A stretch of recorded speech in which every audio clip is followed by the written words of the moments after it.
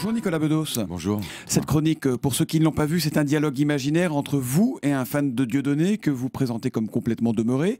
Précisons que sur le plateau de France 2, vous portiez une barbe type barbe de fondamentaliste musulman et la moustache d'Hitler. Ouais. Alors vous avez choisi de répondre aux excès de... musulman ou Dieudonné, tout simplement. C'était un clin d'œil direct à la personne à qui, qui était le sujet de mon texte. C'est vrai qu'elle ressemblait à la barbe que porte Dieudonné.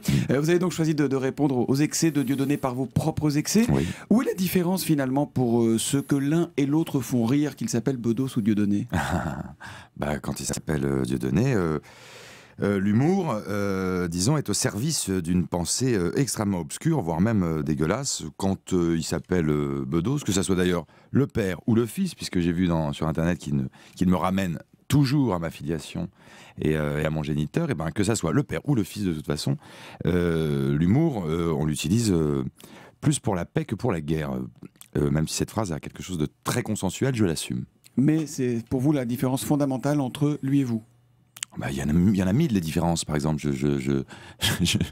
je respecte la communauté juive, je respecte la Shoah, je respecte beaucoup de choses que Dieudonné ne respecte pas. Je respecte les femmes, parce qu'on parle beaucoup de son antisémitisme, mais on oublie, il suffit de regarder un peu. Moi, le sujet me passionne parce que, encore une fois, c'est ce que je raconte ici ou là. J'ai été rapproché de Dieudonné. On a voulu me mettre dans le même sac parce que j'ai critiqué de façon féroce, à travers des chroniques, la politique israélienne. Je suis extrêmement sévère avec les divers gouvernements qui se sont relayés à la tête de l'État d'Israël. Et donc, comme j'ai mis mal à l'aise Alain Finkielkraut et que je me suis moqué de beaucoup de choses concernant certains juifs, et non pas les juifs, c'est une différence de taille de dire certains juifs et de ne pas dire les juifs. Et donc, il y a beaucoup de ce que j'appelle les dieudonistes qui ont décidé que j'étais leur copain et qui m'ont arrêté dans la rue pendant des années. Ça fait des années que j'entends « vas-y, Bedos, pourquoi tu leur mets pas ?» Donc, cette caricature, elle est liée à une réalité. Et c'est pour ça qu'il y a eu cette réponse, donc le 11 janvier dernier. Aller dans l'outrance, c'est la seule réponse possible à Dieudonné aujourd'hui? Aller dans l'outrance, aller si possible. Vous n'avez pas fait dans la dentelle avec cette chronique? Je sais pas si j'ai pas fait dans la dentelle. En tout cas, j'ai essayé de m'adresser au plus grand nombre. J'ai essayé tout simplement de pratiquer un humour qui m'amuse, qui n'est pas d'ailleurs l'inverse de l'humour de Dieudonné, qui est un des hommes qui m'a le plus fait rire. Je rougis presque de le rappeler parce que on n'a pas envie de faire des compliments à un homme qui les bafoue lui-même d'une certaine façon en devenant ce qu'il est devenu. Mais Dieudonné, moi, si je fais cette chronique, c'est parce que je tiens très très vite à prouver que l'on peut dépasser les limites, que l'on n'est pas forcément Manuel Valls, que l'on n'est pas forcément un cul cousu et un frileux, sans pour autant véhiculer des idées dégueulasses. On peut se moquer. J'ai fait cette chronique pour m'adresser à Dieudonné, à ses fans, mais je l'ai aussi fait pour m'adresser à tous les censeurs en puissance qui vont profiter de l'affaire de Dieudonné pour nous empêcher de dépasser les limites et de transgresser les règles. Alors vous évoquiez Manuel Valls. Est-ce qu'interdire Dieudonné de jouer son spectacle, c'était la bonne solution? C'était la pire. C'était la pire. Manuel Valls, comme il est dit d'ailleurs par la plupart des pro-Dieudonné, ils ont raison sur un point. Manuel Valls est le meilleur attaché de presse que Dieudonné ait pu trouver. Ça veut dire qu'il a mal géré cette affaire? Évidemment qu'il a mal géré cette affaire. Il fait la une partout. Il est en passe, pour certains, illuminés par lui-même, pour certains individus, notamment les plus jeunes, dont il viole la conscience, il est en train de passer pour Jésus-Christ, pour une idole. Ils attendent que ça. C'est un rêve éveillé pour ces gens qui ont besoin d'être soudés par une sorte de muselage, par une sorte d'empêchement. Vous savez, Dieudonné, comme Marine Le Pen, nourrit depuis des années le délire selon lequel on serait tous liés, les médias, les politiques, on serait tous à moitié juifs, on serait tous pro-israéliens, on serait tous pro-sionistes, on serait tous, comme ils disent, on a tous baissé notre froc. Vous, Thomas Soto, moi, on est deux salopes du système, alors qu'on se connaît pas, et qu'on appartient à chacun à nos univers. Et bon, pour ces gens-là, Ruquier, Bedos, Bruel, Thomas Soto, et qui vous voulez, on est les mêmes. Et donc, quand tout d'un coup, il y a le système qui a l'air d'exister parce que ce type est empêché de se produire pour dire ses horreurs, eh ben, il fédère un peu plus son public. Alors vous les définissez, ces pros de Dieudonné dans l'interview que vous accordez au Monde. Vous dites que la plupart sont fragiles, culturellement et intellectuellement, socialement vulnérables. Vous les prenez pour des débiles? Oui, un peu. Je les prends pas pour des débiles, pas du tout. Je dis d'ailleurs que je comprends la peine, le sentiment de déchirure qu'ils ont pu ressentir face au sort des Palestiniens. Je tiens à parler des Palestiniens parce que par ma marraine, Gisèle Halimi, par des proches, par Laïa Chaïd, par des gens que je fréquente, je suis concerné comme ça, comme un bobo parisien féru d'actualité. En tout cas, je connais bien le dossier de la Palestine. Et Dieudonné profite essentiellement, je tiens à le dire là, une heure de grande écoute. Dieudonné, il a cimenté son public sur un mensonge, celui selon lequel il défend la Palestine. Dieudonné, il est renié par tous les gens qui connaissent cette histoire-là. Dieudonné, il sert à rien dans cette affaire, à part à créer de l'antisémitisme. Quand il fait une hiérarchie, par exemple, entre l'esclavagisme et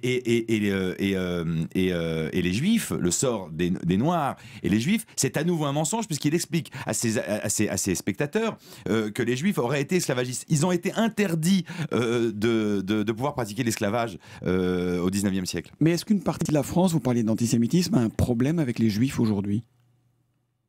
Je crois pas. Je crois que... Est-ce que les Français sont racistes, comme on dit? Est-ce qu'ils sont antisémites? Je crois, et j'encourage d'ailleurs les artistes que je croise, pour qui j'ai de l'estime, et j'encourage les vedettes du showbiz qui sont comment dire, de la communauté juive, à faire à davantage se manifester contre la politique israélienne. Je pense que Dieudonné profite d'une sorte de silence qui a été celui de la plupart des intellectuels juifs, Bernard-Henri Lévy, Alain Finkielkraut, toutes ces vedettes, que ce soit des vedettes de la pensée ou des vedettes de la chanson ou des vedettes du cinéma. Personne n'a véritablement manifesté contre les excès de la politique israélienne. Mais et Dieudonné profite de cette situation. Je vous repose ma question. Est-ce qu'en France, une partie de la population a un problème avec les Juifs aujourd'hui? En France, une partie de la population, fantasme un lobby juif qu'il faut absolument, il faut le répéter, qui n'existe pas. Il y a des gens qui se connaissent, il y a des gens qui sont amis, il y a des gens qui ont de la sympathie les uns pour les autres, de même que j'ai de la sympathie pour les gens qui jouent au piano, ou qui font la fête le vendredi soir, ou qui aiment le whisky. Nicolas Bedos, pendant toute l'affaire, on a essayé de faire réagir des humoristes. Ils ont été très réservés. Parce qu'ils ont peur. Vous les comprenez ou pas? Vous leur en voulez? Non, mais non, je n'ai pas à juger les autres. Je suis, disons... décidément, je n'en finis pas d'être surpris par la frilosité de la plupart des artistes. Ils vous ont déçu? Moi, vous avez des copains qui vous ont déçu dans le métier? Par une époque où les artistes, les Simone Signoret, Yves Montand, Patrice Chéreau et tant d'autres, les écrivains se réunissaient pour défendre des causes les unes derrière les autres, de façon parfois même un peu outrancière. Je vois bien que les gens ont peur de perdre des places. Il y en a qui vous ont déçu? Oui, mais je dirais même pas qui, parce que je suis pas là pour balancer des noms. Il y a des gens dont le public, selon eux, est aussi celui de Dieudonné. En tout cas, une partie de leur public peut être sensible, et ils ont prévu ce qui m'arrive. Par exemple, il faut savoir quand même de quoi il s'agit. Moi-même, à mon niveau, je suis concerné par une sorte de boycott. Je suis passé, comme Dieudonné en plus simplifie sur YouTube la moindre des critiques qui sont faites à son égard, il me fait passer pour un anti-arabe, pour un raciste que je n'ai jamais été. Vous accepteriez de débattre avec lui?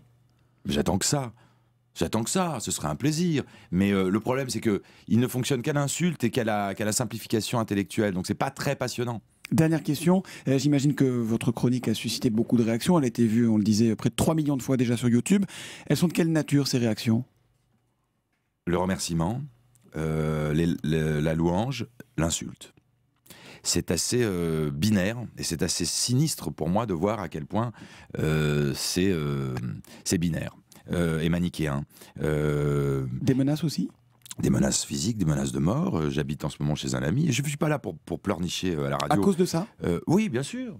Bien sûr, bah oui, des centaines de menaces, de cassage de gueule, y compris même des menaces de mort qui sont pris au sérieux par la police actuellement. Parce qu'on a affaire à une véritable secte.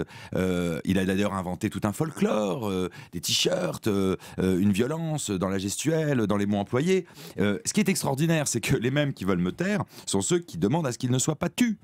Ils veulent bâillonner un jeune type alors que le leur, selon eux, est un martyr. Merci Nicolas Bedos d'être venu ce matin sur Europe 1. Ceux qui vous aiment ou ceux qui adorent vous détester vous retrouveront samedi soir avec Laurent Ruquier dans On n'est pas couché. Et dans Elle, toutes les semaines. Laurent Ruquier, c'est en deuxième partie de soirée, évidemment sur France 2. Bonne journée à vous.